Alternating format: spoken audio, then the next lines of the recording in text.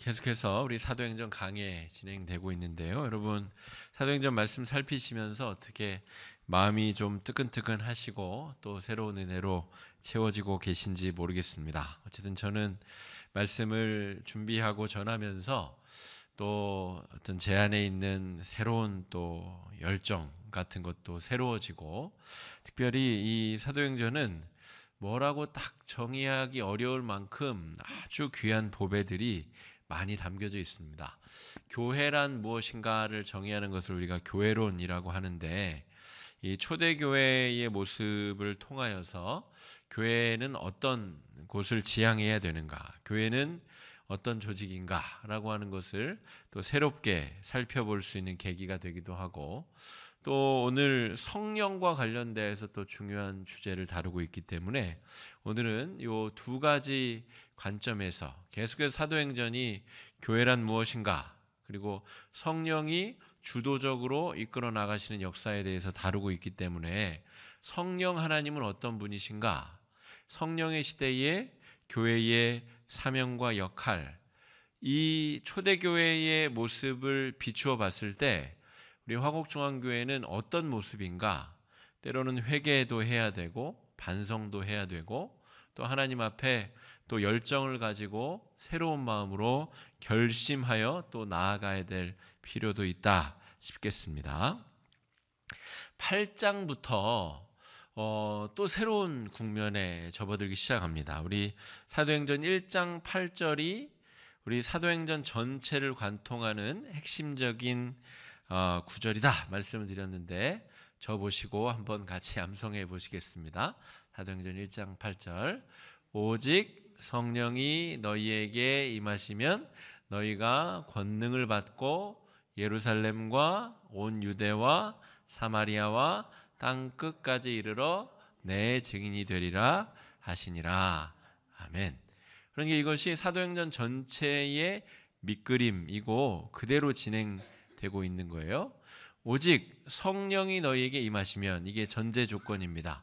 성령이 임하지 않았는데 움직인다. 마치 여리고성을 정복한 이후에 아이성 정복을 향해 하나님의 명령이 없이 먼저 나갔다가 사람들이 죽임을 당하고 전쟁의 패배를 경험하는 것처럼 성령이 우리에게 임하셔야 된다는 것, 그리고 권능을 받아야 됩니다. 성령이 임하시고 권능을 받고, 오늘 오늘 본문에도 이 권능에 대한 중요한 내용들이 나오는데 이건 좀 이따 살피겠습니다. 권능을 받으면 예루살렘과 온 유대와 사마리아, 여기서 온 유대와 사마리아로 넘어가는 장면이 7장에서 8장으로 넘어가는 장면이 되겠습니다. 자, 성령이 임하시고 베드로와 요한이 어떻게 하죠? 예루살렘에서 온 유대인들을 향하여서 복음을 증거합니다. 그래서 예루살렘 성에서 3,000명의 사람들이 예수님을 믿고 회개하고 세례를 받기도 하고, 또 5,000명의 사람들이 회개하고 복음을 믿기도 하고, 벌써 8,000명이죠. 굉장하죠. 그러니까 굉장히 많은 사람들의 변화들이 일어나고 있어요.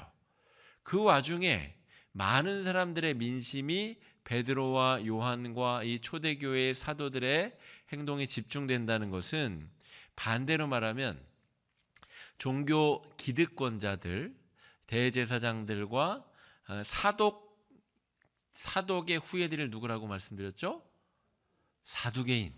이 종교 지도자 중에 아주 중요한 분파, 이 왕궁에서 이 대제사장들과 함께 종교 기득권을 가지고 있으면서 그때그때의 이 지배 계급에 편승하여서, 바벨론일 때는 바벨론에, 페르시아, 그리스, 로마, 각 지배 민족에 딱 들러붙어서 마치 친일파처럼 그렇게 자신들의 권리와 이속을 챙겼었던 지도자들이 마음이 부글부글 타오르는 거예요. 왜냐하면 자신들이 가지고 있는 기득권을 예수의 제자들이 다 가져가고 있기 때문에. 그러니까 이 예수의 제자들을 감옥에 가두고 핍박하는 일에 이 나쁜 사람들이 열을 올리게 된 것이죠. 그 와중에 누가 죽죠? 누가 죽어요? 누가 죽잖아요. 스테반 집사가 죽잖아요. 지난주에 우리 스테반 집사님이 순교를 하시잖아요. 7 집사 중에 하나, 천사의 얼굴을 하고 잔이라라고 기록된 것처럼 저들의 죄를 용서해 달라고 그렇게 기도하면서 자듯이 하나님 나라 분을 받은 이 스테반 집사, 거기까지가 예루살렘과 온 유대까지 복음이 전해진 내용입니다. 유대인들에게 복음이 더 원활하게 전해졌으면 우리 사두개인들, 바리새인들, 뭐 서기관들 이런 사람들이 회개하고 복음을 믿었으면 예루살렘 교회가 온 유대에 더 복음을 전하는 일에 집중을 했을 거예요. 그렇죠? 그런데 스데반의 순교로 말미암아 이제 더 큰 박해가 몰아닥치게 되면서 교회가 위축당하게 됩니다. 그죠? 아니에요. 그냥 제가 유도 신문을 한 겁니다. 위축당하지 않습니다.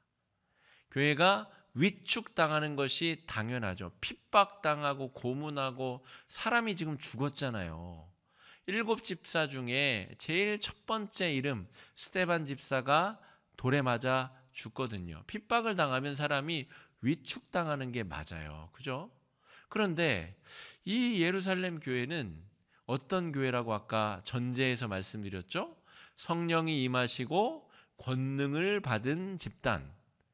성령이 임하시고 권능을 받은 집단은 일반적으로 반응하지 않습니다. 핍박이 있다고 해서 위축되거나 또 시험거리가 있다 그래서 좌절하거나 하지 않는다는 것이죠. 성령님께서 움직이는 쪽으로 교회 공동체가 집중하고 방향을 전환하게 됩니다. 그 방향이 어디죠? 사마리아를 넘어 이제 온 땅으로 전해져야 되는데 사마리아에 관련된 이야기가 8장에 집중적으로 기록되어져 있습니다. 온 땅은 사마리아에 비하면 너무나 광활한 땅이기 때문에 이제 9장부터 시작되는 사도 바울의 회심으로부터 말미암아 이 사람이 누구냐면 이방인을 위해 택정한 사도. 베드로와 요한은 이방인을 위한 사도가 아니에요. 이방인에게도 복음을 전했지만 주된 복음의 방향성은 이 바울이라고 하는 주의 종을 통하여 복음의 증거의 도구로 사용하시게 된다는 거예요. 그러니까 9장을 넘어가면 이미 사마리아도 뛰어넘게 되는 겁니다. 그러니까 오늘 8장은 사마리아 땅에 전해지는 복음, 그 와중에 오늘 재미난 이야기들이 펼쳐지게 되는 것입니다. 여러분, 아까 말씀드렸듯이 환난과 고난과 핍박이 임할 때에 제대로 된 공동체는 위축되거나 핍박 속에 굴복하지 않습니다. 종종 우리 교회들마다 아픔이 찾아오는 교회들이 있어요. 어떤 교회는 그런 교회가 실명을 제가 밝히진 않겠습니다만 전교인 여름 수련회에 가서 중고등부 아이 하나가 물에 빠져서 잘못된 일을 당합니다. 하나님 나라 부름을 받게 되는 것이죠. 그래서 교회가 큰 시험에 빠지게 됩니다. 빠질 뻔하게 되죠. 그래서 그 교회 담임 목사님도 모든 도의적인 책임을 지고 이제 사임도 이야기하시고 그렇게 이제 누군가 책임을 져야 되기 때문에 이 어려움을 극복하기 위한 어떤 방향성, 교회를 살리고 모두의 신앙을 지키기 위한 누군가의 희생이 필요한 순간에 이제 그렇게 하시려고 하셨던 것이죠. 그런데 오히려 그 부모님이 장례를 잘 마치고 목사님을 찾아와서 그렇게 하시지 말아라. 하나님께서 우리 아이를 데려가신 것은 참으로 안타까운 일이지만 우리는 믿음이 크게 흔들리지 않고 더 하나님 앞에 바로 설 수 있는 기회가 되었다. 이렇게 이야기하고 또 온 교우들 앞에서 간증함을 통하여 교회 안에 찾아온 위기가 더 같이 기도하고 그 가정을 위해서 축복할 수 있는 기회로 전환되었다는 이야기를 간증을 들었습니다. 여러분, 굉장히 큰 위험이 찾아온 것이죠. 사람이 죽었으니까요. 그런데 그 위기조차도 하나님 안에, 성령 안에 권능이 임한 공동체는 오히려 더 믿음이 단단해질 수 있는 계기로 전환된다는 것이죠. 그러니까 여러분, 우리가 성령 충만한 교회 공동체인가를 생각한다면 우리 안에 여러 유혹거리와 시험거리와 다툼거리와 그런 거리들이 우리가 낭망하고 좌절하고 포기해야 될 이유가 아니라 더 기도하고 하나님의 뜻을 더 간절히 구하고 더 성숙한 믿음으로 나아가기 위한 계기가 되면 좋겠다 싶습니다. 우리 교회가 이제 창립 67주년을 향해서 나아가고 있죠. 내년 5월이면 창립 67주년 기념 주일 예배를 드리게 됩니다. 그런데 제가 우리 교회 오고 나서 여러 덕담도 듣고 또 뭐 걱정스러운 이야기도 듣고 막 그러신 어떤 분은 참 힘든 교회 오셨다는 이야기도 듣기도 하고 어떤 교회는 참 좋은 교회 잘 오셨다는 이야기를 듣기도 하고 어떻게 보느냐에 따라서 우리의 눈이 시야가 달라질 수도 있는데 저는 그렇게 생각합니다. 이 하나님 말씀에 근거해서 볼 때 우리 교회가 막 몇천 명, 몇만 명 모이는 교회면 좋은 교회입니까? 아니면은 정말 이제 뭐 전기세 낼 우리 헌금도 못 내어서 우리가 그렇게 아등바등 있으면 힘든 교회입니까? 그런 것이 아니라 이 하나님 말씀에는 핍박과 환난과 어려움이 닥쳐도 하나님이 주도적으로 이끌어 가시는 방향대로 이끌림을 당하고 또 움직이는 교회는 건강한 교회입니다. 하나님께서 오늘 위기에 닥친 이 예루살렘 교회를 사마리아로 그 영향력을 이제 이동시키십니다. 그러면 거기에 순종하고 열심히 따라 나가는 교회는 건강한 교회이고 성령님이 함께 하시는 교회인 것이죠. 그런데 아무리 돈이 많고 아무리 사람이 많이 모이는 교회도 성령님이 움직이시는데 요지부동하고 있는 교회가 있습니다. 그런 교회가 있어요. 그런 교회는 건강한 교회도 아니고 하나님께서 사용하시는 교회가 아닙니다. 그러니까 여러분, 우리가 집중해야 될 것은 성령님이 우리 안에 권능을 행하고 계시는가? 때로 시험거리가 있고 어려움이 있지만 그것에 좌지우지 되는 것이 아니라 우리 안에 성령께서 계시고 성령께서 움직이시면 그 움직이심에 우리가 민감하게 반응하고 있는가? 그러니까 성도들 중에도 벌어진 일에 막 너무 정신이 팔려 계신 분들이 있어요. 이런 어려움이 있고 저런 시험이 있고 이런 게 있고 저런 게 있고 그런 것은 영원히 있습니다. 영원히. 지지난주 우리가 계속 살펴본 대로 성령 충만한 초대교회에도 이 권사님들끼리 싸워가지고 7집사를 뽑잖아요. 그러니까 문제는 없을 수가 없어요. 없는데 문제에 자꾸 눈을 고정하면 제대로 해야 될 일을 못한다는 것이죠. 그런데 오늘 이 초대교회는 예루살렘 교회는 정말 놀라운 일을 행합니다. 우리가 지금 시간이 없어서 다 읽지는 않았는데 8장 1절로부터 13절까지 1절이 4절부터 13절까지 내용이 뭐냐면 빌립 집사가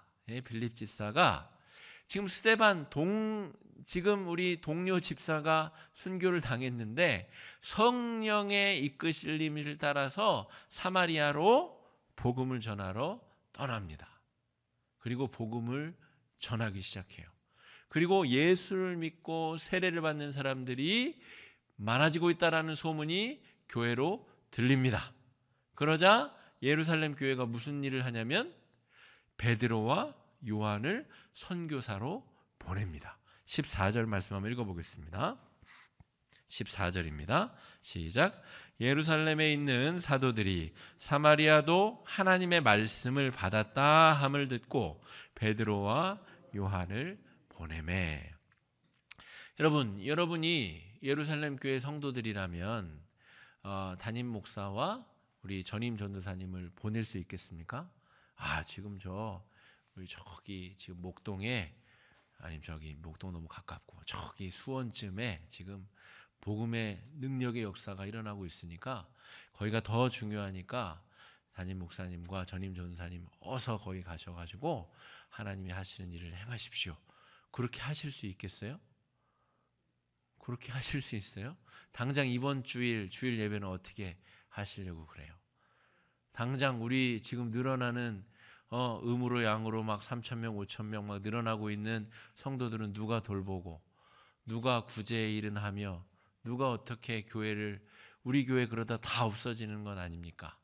그렇게 염려하는 게 맞죠. 맞는데 지금 예루살렘 교회는 희한하게 베드로와 요한 사도를 물론 다른 사도들도 있지요. 있는데 지금 베드로라고 하는 인물의 이 중요성과 위치는 이만저만 중요한 위치가 아닙니다.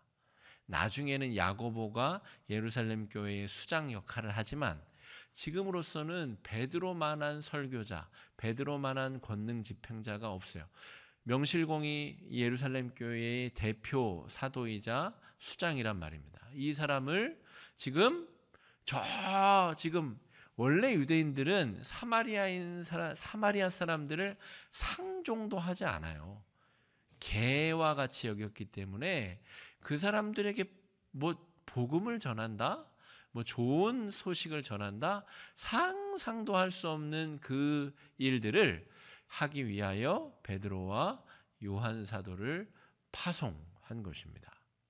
그러므로 여러분, 성령이 중심되어 성령이 이끄시는 대로 우리가 하나님께 쓰임 받는다는 것이 그만큼 중요하기도 하고 어렵기도 한 것이죠.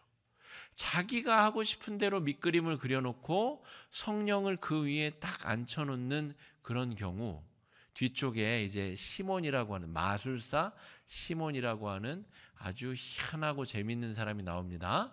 그 사람의 경우가 그런 경우인 것이죠. 마술사 시몬, 그러니까 우리말로 따지면 박수무당쯤 되는 겁니다.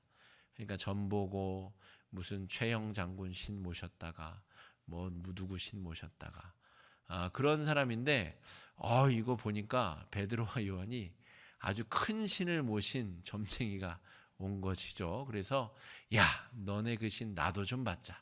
얼마면 되겠냐, 이렇게 얘기를 했다는 것이죠. 그러니까 성령의 존재에 대해서 그냥 아주 표피적으로 알고 지금 성령을 모욕하는 언사와 행동을 한 인물이 마술사 시몬이라는 것이죠. 여러분, 제가 드리는 이 말씀은 아주 엄중하게 들으셔야 됩니다. 우리는 시몬 쪽에 가까운 사람인가, 아니면 이 초대교회와 베드로와 요한과 같은 성령관을 가지고 있는 사람인가, 우리 스스로에게 엄중하게 물어야 되는 것입니다. 하나님이 가라고 하시면은 갈 수 있어야 됩니다. 이건 말도 안 되는데? 라고 여겨지는 그 상황을 성령님이 운행케 하시면, 우리로 하게 하시면 움직일 수 있는 용기가 있어야 된다는 것이죠. 그것이 성령께 쓰임받는 개인, 쓰임받는 공동체가 된다라고 말할 수가 있겠습니다. 내가 그려진 밑그림에 성령이 그냥 주인공으로 딱 앉게 되는 경우는 절대로 이런 역사가 이루어질 수 없다는 것이죠. 아니, 어떻게 베드로와 요한을 이 와중에 사마리아로 보낸단 말이야? 우리는 어떡하고?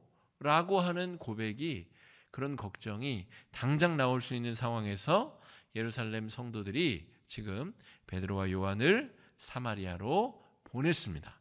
보냈더니 어떤 일이 벌어지냐면, 그들이 내려가서 그들을 위하여 성령 받기를 기도하니, 16절 함께 읽습니다. 시작.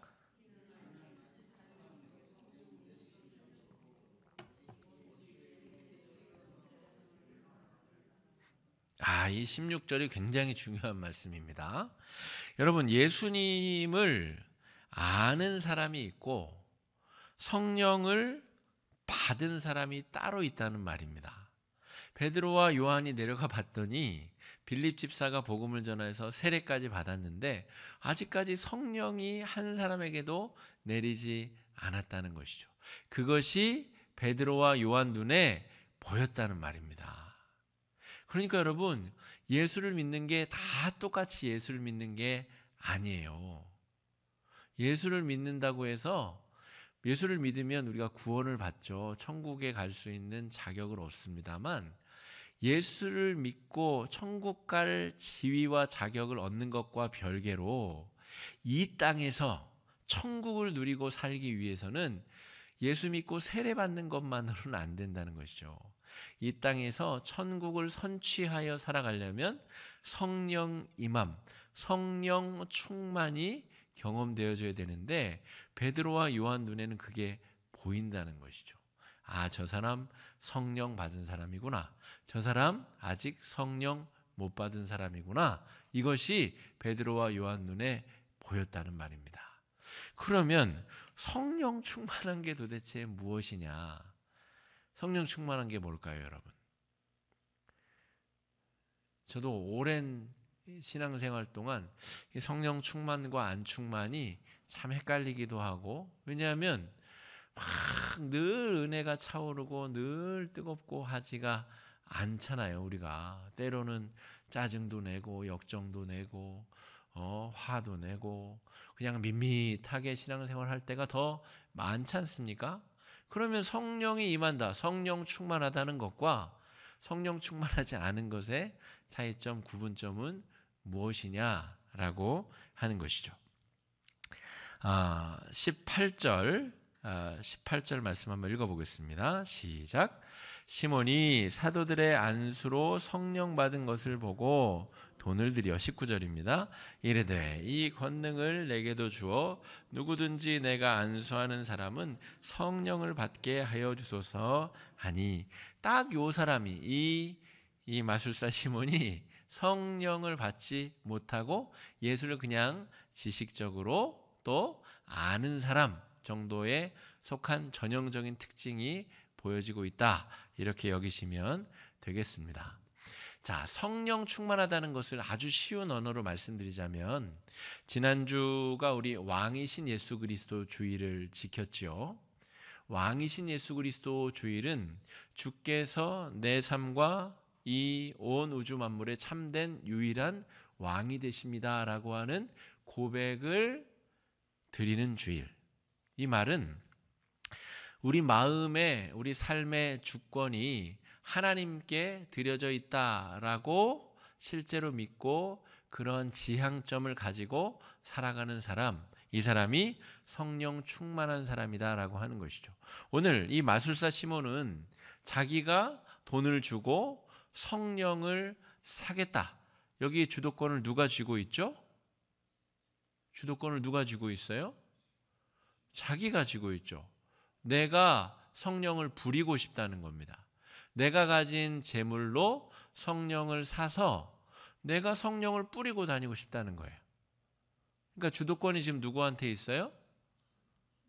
시몬, 난 자기한테 있어요. 성령은 내가 내 마음대로 움직이고 조종할 수 있는, 이것을 우리가 흔한 용어로 기복신앙이라고 부릅니다. 그런데 지금 성령 충만하다는 것은 앞서 제가 대비적으로 설명드린 예루살렘 교회 성도들, 성령 충만한 사람들, 모인 사람들에 의해서 어떤 결정을 했냐면, 당신들이 필요한 곳으로 어서 가시오, 우리가 후원하겠소라고 베드로와 요한을 보냈다는 것이죠. 그러니까 성령께서 아주 주도적으로 성령께서 성령의 역사를 이루시는 곳, 그것이 성령 충만한 공동체인 것이죠. 바꿔 말하면, 그것을 개인의 문제로 전환하면, 성령께서 나를 이끌어 가시고 나의 주도권을 쥐고 계신가? 그 사람은 성령이 임한 사람이요, 성령 충만한 사람입니다. 그런데 그렇지 않은 사람, 여전히 성령이 임하였다고 하지만 여전히 내가 주도권을 쥐고 살아가는 사람은 성령 충만하지 못한 사람인 것이죠. 여러분, 제가 오늘 이런저런 일을 처리할 일이 오늘 많았어요. 그래서 오늘 새벽에 하나님 앞에 간절히 기도했습니다. 오늘 처리해야 될 일들을 간절히 놓고 기도. 그리고 오늘 이제 이렇게 저렇게 처리를 하는 데 있어서 마음에 평강이 있었습니다. 하나님께서 이 일을 순적하게 인도해 주시겠구나라고 하는 마음이 새벽부터 지금 이 순간까지 한 번도 깨진 적이 없어요. 저는 적어도 우리가 소박하게 성령 충만을 경험할 수 있는 아주 단순하고 간단한 길이 이것이라고 봅니다. 오늘 자기에게 펼쳐질 모든 일의 주권을 하나님께 맡겨드리고 하나님께서 이끌어 주시고 행하여 주시고 주관해 달라고 믿고 주님이 이끄시는 대로 잘 될 수도 있고 안 될 수도 있죠. 이 주권을 누가 쥐고 있다고요? 성령이 쥐고 있으니까 이건 내 맘대로 되는 게 아니에요. 맡기지만 성령께서 기다리게 하실 수도 있고 어그러지게 할 수도 있고 안 되게 할 수도 있죠. 그럼에도 불구하고 평화가 깨지면 안 되는 거죠. 그거는 성령 충만한 게 아닙니다. 주권이 완전히 하나님께 맡겨져야 돼요. 여러분, 우리 내가 기도했어요. 오늘 새벽에 하나님 오늘 1번, 2번, 3번, 4번, 5번 일이 있습니다. 하나님 잘 될 줄로 믿습니다. 하고 3번 일이 어그러졌어요. 그럼 막 얼굴에 막 분노가 차오르고 막 하나님 어떻게 이럴 수 있어? 내가 그렇게 기도를 하고 오늘 잘 돼야 된다고 그렇게 내가 새벽부터 누가 그러라 그랬어요? 자기가 그래놓고 주권을 하나님께 맡긴다는 것은 1번, 2번, 4번, 5번은 되고 3번이 안 되면 3번이 안 되게 하신 주권자에게 그 주권이 있는 겁니다. 안 된 이유가 있겠죠. 그리고 안 되고 다시 돌아가야 되는 이유가 있겠죠. 그 모든 것을 맡겨드릴 수 있는 마음의 자세, 그것이 성령 충만한 겁니다. 제가 가급적 쉬운 언어로 말씀을 드렸는데 성령 충만에 대한 느낌이 좀 와 닿으셨으면 좋겠습니다. 주권에 관련된 문제예요. 이거는 성령 충만은 주권을 누가 가지고 있느냐. 그런데 마음에 평화가 없는 그리스도인들이 있어요. 성도님들 중에도 신앙 상담을 하러 왔다 그래서 이야기를 하다 보면 주권이 자기한테 있어요.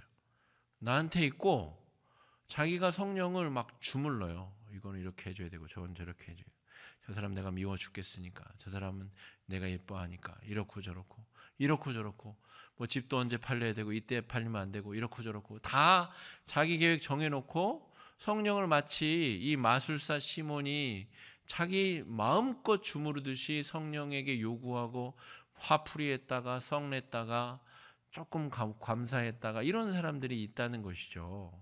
그거는 더 성령 충만에 대한 이야기를 이해할 수 없는 분들이지만 잘 살펴보면 성령 충만하지 못한 상태의 전형적인 태도이자 모습이다라고 볼 수가 있겠습니다.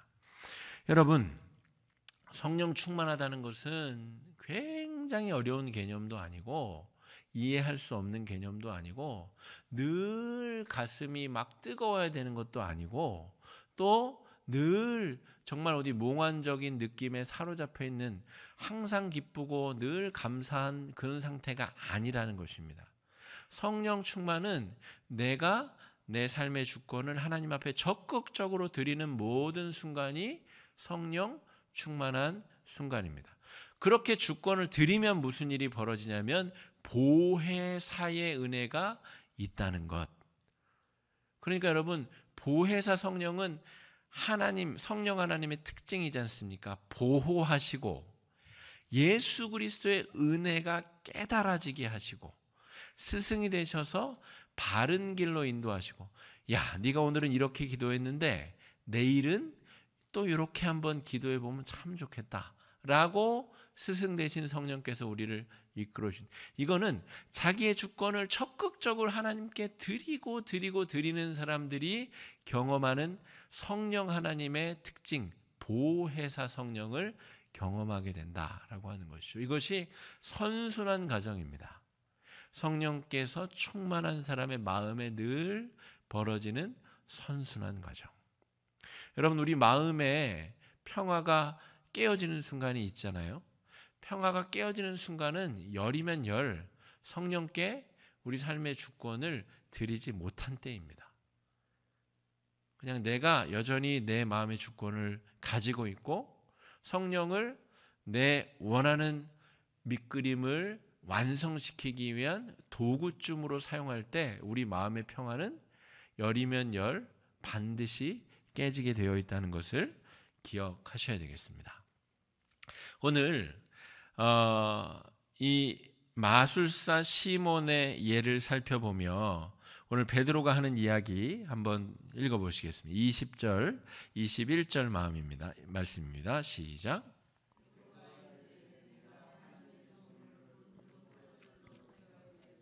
내 은과 내가 함께 망할지어다. 하나님 앞에서 내 마음이 바르지 못하니 이 도에는 내가 관계도 없고 분깃될 것도 없느니라. 아멘. 이 마술사 시몬이 한 일이 이 사두개인들 바리새인들이 한 것과 뭐가 달라요? 똑같죠. 내가 행위에 열심을 들여서 내가 하나님을 이렇게 열심히 섬겼으니 하나님 축복해 주십시오. 행위 보상 사상과 돈, 황금 만능 보상 사상과 다를 바가 없다는 것이죠. 그런데 성령은 그런 대가로 우리에게 임하신 분이 아니라는 것입니다. 성령은 은혜로 거저 누구에게나 그 마음이 주 앞에 열려있는 모든 사람에게, 심지어 세리와 창녀와 나병 환자까지 절대 구원받을 수 없는 존재들에게까지 성령은 임하시는 분이시다라고 하는 것을 이 마술사 시몬은 지금 깨닫지 못하고 있다라고 하는 것입니다. 여러분, 교회론에 대해서 조금만 더 부연 설명을 드리겠습니다. 교회도 마찬가지입니다. 지금까지는 제가 한 개인이 성령 충만한 상태에 대해서 그 어떤 모습을 설명드렸다면, 교회란 어떤 공동체가 성령 충만한 교회 공동체가 되겠느냐라고 하는 것이죠. 성령께 온전히 주권이 사로잡혀져 있는 교회. 그걸 제가 이 사도행전 묵상하면서 여러 표현으로 설명을 드리고 있습니다. 이를테면 저번에는 하나님 나라를 지향하는 교회와 또 자기 축복을 지향하는 교회, 이렇게. 근데 다 이 똑같은 내용인데 오늘은 제가 이렇게 한번 바꿔서 말씀을 드리겠습니다. 하나님 나라를 지향하는 교회, 오늘 예루살렘 교회가 그것을 지향하고 있죠. 또 이 반대편에 있는 교회는 자기 만족을 지향하는 교회. 그러니까 예루살렘 교회가 날로 부흥을 하고 있어요. 물론 스데반 집사가 또 이 순교를 당하는 아픈 일이 있었지만, 그때 만약에 예루살렘 교회가 우리가 조금 더 우리 내적으로 더 강화하자, 지금 조금 핍박이 있지만 우리가 더 내적으로 강해지면 좋겠다라는 마음으로 자기 자신 이 내적인 완성도를 더 갖추기 위하여 추구했다면, 성령께서 원하시는 방향, 지금 사마리아와 온 땅끝까지 이르러 복음이 전해지는 일은 회방받았을 것이다 라고 하는 것이죠. 하나님께서 원하시는 교회, 성령 충만한 교회는 복음을 전하고 복음을 나누는 교회입니다. 그러니까 끊임없이 외부로, 밖으로 지향성을 가지고 뻗어나가는 교회다라고 하는 것이죠. 그런데 자꾸 자기 만족, 자기 완성을 위해서 에너지를 모으는 교회는 더 넓은 땅을 차지하고 더 멋진 성전을 짓고 더 많은 사람들을 모으기 위하여 전도를 할 수 있지만, 그것이 진정으로 오늘 사도행전에서 이야기하는 사마리아 온 땅끝을 향하기 위한 전도는 아니라는 것이죠. 여러분, 전도도 두 종류로 나누어서 보실 수 있어야 됩니다. 전도가 그냥 우리 교회 다니는 사람을 많게 하기 위한 전도, 이런 전도는 별로 긍정적인 전도가 아닙니다. 전도라고 하는 것은 모든 사람에게 예수의 소식을 전하기 위한 태도, 이것이 전도, 복음 증거다라고 하는 것이죠. 그래서 복음 증거는 일테면 전도 예산을 저희가 만약에 1000% 내년에 증액해가지고 전도지도 만들고 전도 프로그램도 만들어가지고 전도 특공대를 막 만들어가지고 막 전도해서 내년 12월에 결산 때, 그래서 우리가 10배의 예산을 투자했는데 몇 명이 더 교회에 늘었냐, 그런 식의 전도는 성경에서 말하는 올바른 전도, 올바른 복음 증거가 아니라는 것이죠. 오늘 사도행전에서 복음이 어떻게 증거돼요? 평상시에는 절대로 복음을 들고 나아갈 수 없었던 사람들에게 나아가고 있다는 것이죠. 사마리아 사람들에게.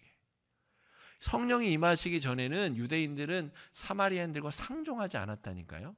그런데 지금 복음을 들고 어디로 갔어요? 미워 죽겠는 사마리아 사람들에게 나아갔다는 거예요.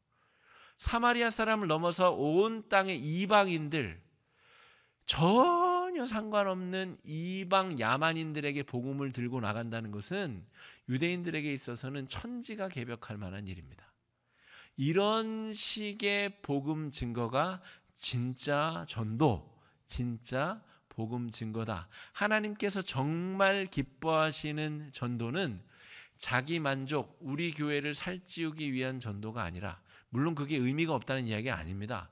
그렇게 해서 복음이 전해지기도 하지만 진짜 건강한 복음 전도는 돌려받을 수 없는 곳에 복음의 씨앗을 뿌리고 내가 상상치 못했던 사람들에게 복음의 이야기를 나누고 또 그곳을 향하여 우리가 멀리 뻗어져 나가는 것을 의미합니다.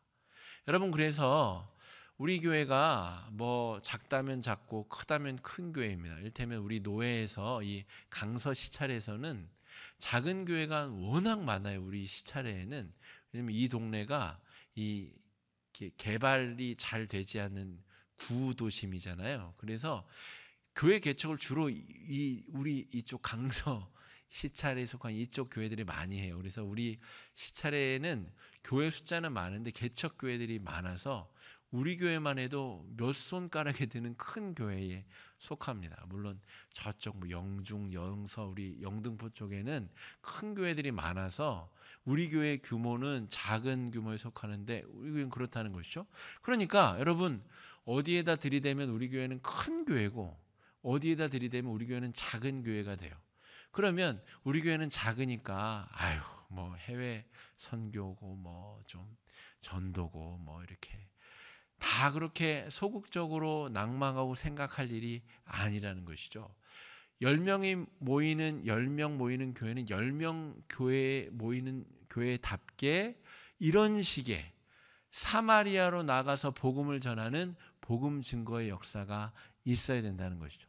11명, 12명 만들기 위한 전도가 아니고 그 사람이 어디에 교회를 나가든 그 사람이 정말 이 내 복음 전도 이야기를 듣고 자신의 고국 땅에 돌아가서 예수를 믿게 될 이주 노동자라 하더라도 아무런 상관없이 보상 없이 대가 없이 복음의 이야기를 전할 수 있어야 그게 진짜 복음 증거다라고 하는 것이죠.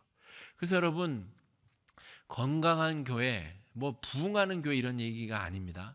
정말 성령이 발딱발딱 살아 움직이는 건강한 교회는 끊임없이 이 선교, 이 복음을 전하기 위해 정말 어려운 중에도 자기 돈을 모아서 단기 선교를 나가고 또 견습 선교를 나가고 또 열심히 돈을 모아서 선교지에 자기네 교회 뭐 월세 낼 돈도 없는데 선교지에 선교비를 보내고, 그런 교회가 하나님의 쓰시고 살아있는 성령의 역사하심 있는 교회다라고 하는 것이죠.